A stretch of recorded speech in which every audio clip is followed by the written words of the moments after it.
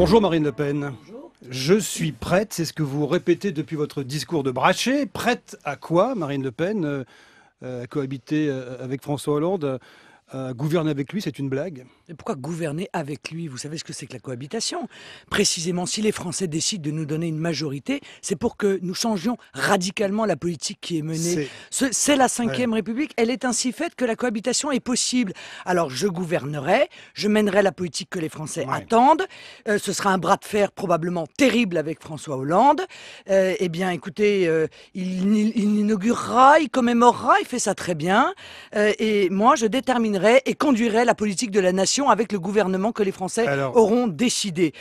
Il se soumettra ou il se démettra. Je vous dis c'est d'une blague parce que pour ça, il faudrait que vous soyez majoritaire après une éventuelle dissolution à l'Assemblée nationale. Tout ça n'existe pas. Oui, méfiez-vous. Vous savez, il y en a beaucoup qui ont parié. C'est un gimmick du Front National pour la rentrée, c'est ça? Il y en a beaucoup qui ont parié et qui ont perdu leur chemise.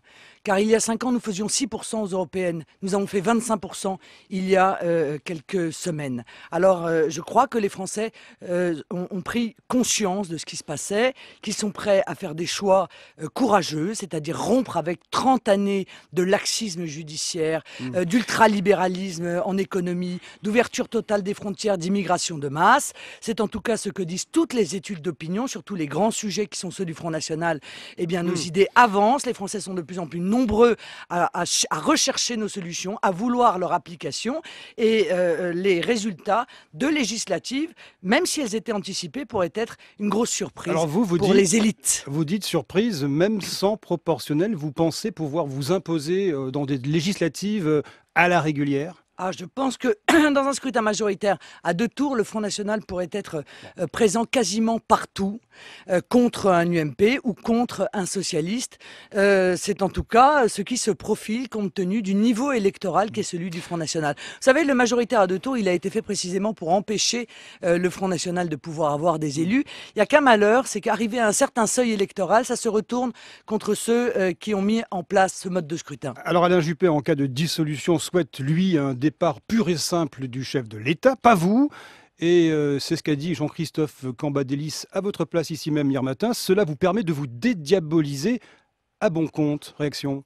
Je pense que l'UMP est dans une tactique politicienne qui est inadmissible. Vous imaginez les souffrances inouïes que vivent notre pays, les attentes qui sont celles du peuple français. Et face à cela, l'UMP fait de la basse politique. Ils ne veulent pas accepter les responsabilités que les Français leur donneraient. Mais c'est impossible d'admettre cela. Au motif que quoi d'ailleurs? Au motif qu'ils mèneraient exactement la même politique que François Hollande. Au motif qu'ils n'arriveraient même pas à trouver dans leur rang un type plus ultralibéral que M. Macron pour le mettre au ministère de l'économie? Marine Le Pen, vous approuvez ces maires comme Jean-Claude Gaudin à Marseille ou Christian Estrosi à Nice, ces maires UMP qui s'opposent à l'application de la réforme des rythmes scolaires? Non mais je pense que ils ont raison, ils ont tort. Non mais il y a beaucoup de non. Je pense que quand la loi est votée, elle est votée même si elle est extrêmement mauvaise et qu'il faut arriver au pouvoir pour la changer. Voilà, ça c'est les règles du jeu démocratique. Il n'en demeure pas moins que je mets de côté M. Gaudin et M. Estrosi. Il y a beaucoup de petites municipalités dans la ruralité qui n'arrivent pas à mettre en place ces rythmes scolaires parce qu'ils n'en ont pas, elles n'en ont pas les moyens. Et ça, je suis désolé, mais le gouvernement une fois de plus ne les a pas vus, ne les a pas analysés et leur impose des règles en les mettant dans l'incapacité de respecter la loi qui a été votée. Mais vous dites qu'il faut appliquer la loi dans la mesure du possible. Je pense qu'il faut appliquer la loi et que si les Français veulent un changement, il faut que cela passe par les urnes. Voilà. Parce que je suis respectueuse de la démocratie. Marine Le Pen, vous voulez faire de vos conquêtes à venir, vous voulez faire des municipales récentes.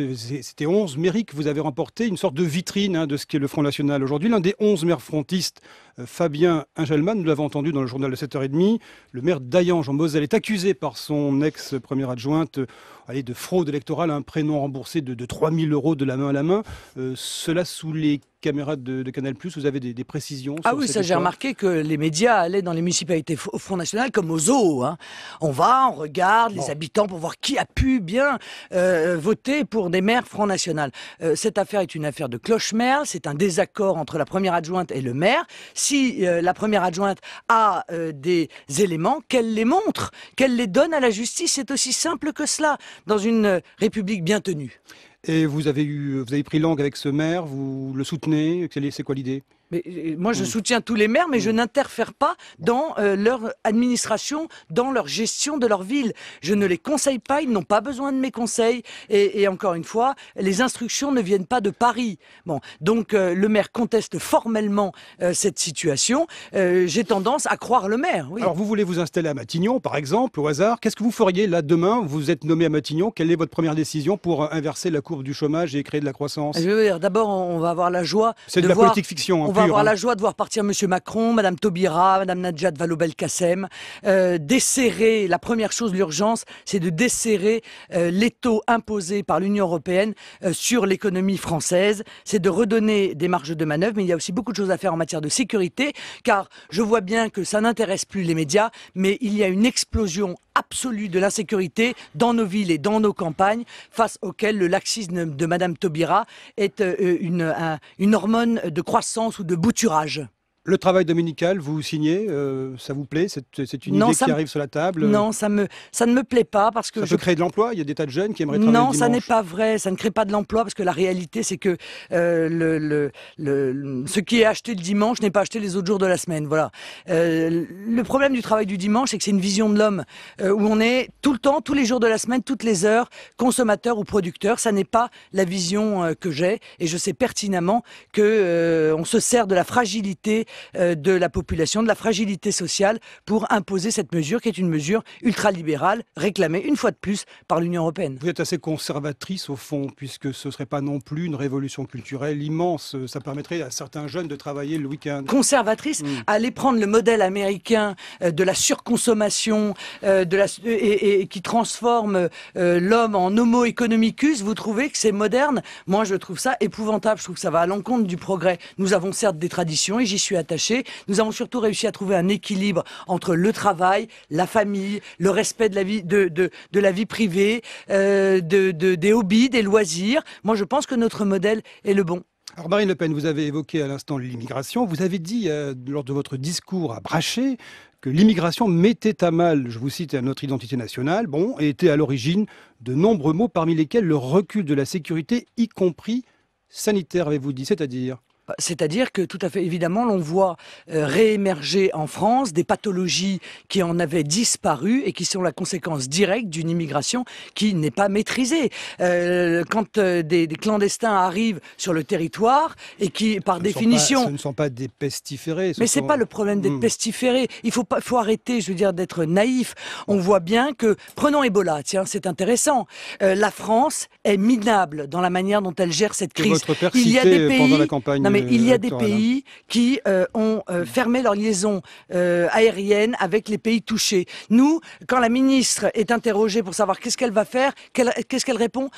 On dit aux gens d'être prudents. Croyez-vous sincèrement que face à une épidémie aussi dangereuse qu'Ebola, le simple fait d'appeler à la prudence suffit? Il faut prendre des mesures et encore une fois, la frontière, ça sert aussi à opérer un contrôle pour protéger les populations et notamment protéger de la propagation de pathologies qui, jusqu'à présent, avaient presque disparu de France. Pour vous, immigration égale épidémie? Mais non, écoutez, arrêtez, ne caricaturez pas.